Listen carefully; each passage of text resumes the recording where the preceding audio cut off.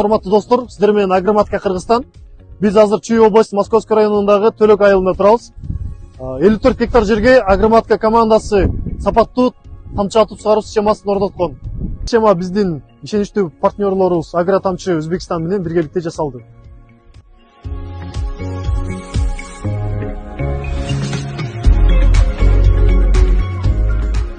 Тамчы атып сугаруу негизинде сууну үнөмдөөгө болот, түшүндүктү 2 эсе жакшы алууга болот, жана ошондой эле азыкты өсүмдүктүн түбүнө жеткизүүгө болот.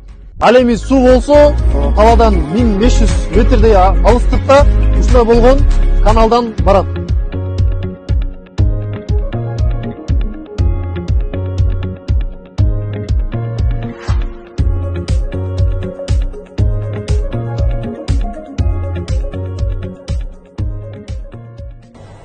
Насостук система 90 киловаттык, саатына 200 куб сууну өзүнө сору алат. Ал эми фильтр станция болсо 2 бөлүктөн турат. Биринчи бөлүктөн тазаланып өткөн суу экинчи бөлүктөгү дискадан тазаланып өтөт. Ал эми бул жактан тазаланган суу 160 турба менен общий станцияга өтөт. Ал эми фильтр кирдегенде өзүн өзү жууп тазалап турат. Азыктар үчүн атайын өзүнчө орнотулган бак жана бул өзүнүн фильтрный дискасы менен атып сугарчу ленталар эң мыкты сапаттуу сериялар менен жасалган.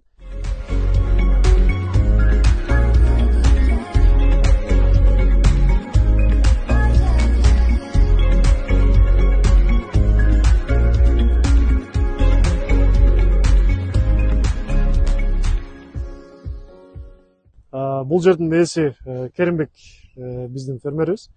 Капельный сууну кое бергенден кийин жүгөрүлөрдүн абалы кандай азыркы учурда?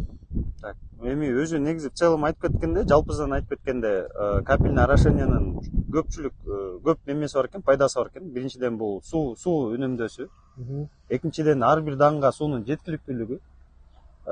Мисалы алып кетсек, кара сугарт менен аябай көп убакыт жана көп адамдын мээнети талап кылынса, бул жактан мисалы Агроматка компаниясынан капельный лента коюлгандан кийин аябай бир жеңилдиктер болот экен да сугарт жагында. Негизи өсүмдүк суу кое берилгенче чейин бир аз стресс болгон. Азыркы учурда бир аз микроэлементтер жетишсиздиги бар. Бирок сууну кое бергенден кийин азыркы учурда жакшы жагына чыгып сапасы жакшы. Жакшы жагына чыгып келет. Ооба, жакшы жакка чыгып келатат. Себеп дегенде биринчи ошол бул проект өзү негизи биздин башыбызда да биринчи болуп аткандыктан азыр үйрөнүү жолунда, бирок ошол биздин колдоочулардын жардамы менен, баягы орноткондун кишилердин жардамы менен биз ойлойм, биздин баягы жүгөрүбүз, өзүбүздүн эгинибиз жакшы жагына өзүнүн эмесин көргөзүп атат деп. Суу тийгенден баштап стресстен да кетип, Кудай буйрса мынакей ар кандай кошумча дарыларды берип атабыз. Кудай буйрса күздө жакшы жыйын алабыз деп ишенебиз.